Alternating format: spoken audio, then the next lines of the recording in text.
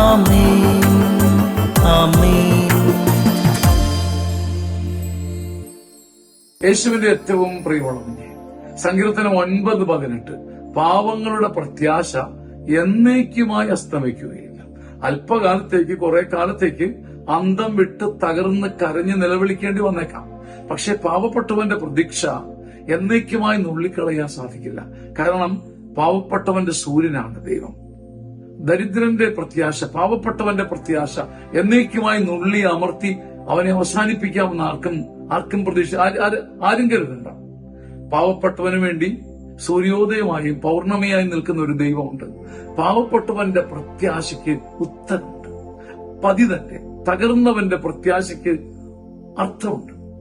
കാരണം അവന്റെ പ്രത്യാശയുടെ തിരിതെളിക്കുന്ന ദൈവം എല്ലാ അർത്ഥത്തിലും അവൻ അവഗണിക്കപ്പെടുമ്പോൾ, അവൻ ആരുമില്ലാതാകുമ്പോൾ, അവന്റെ അടിസ്ഥാനം തകരുമ്പം നേരിട്ട് ദൈവം ഇടപെടും. പാവപ്പെട്ടവന്റെ പ്രത്യാശ എന്നേക്കുമായി അസ്തമിക്കുകയില്ല. നിന്റെ പ്രത്യാശയും അങ്ങനെ തന്നെ. നിനക്ക് ഒരു ഉത്തരമുണ്ട്.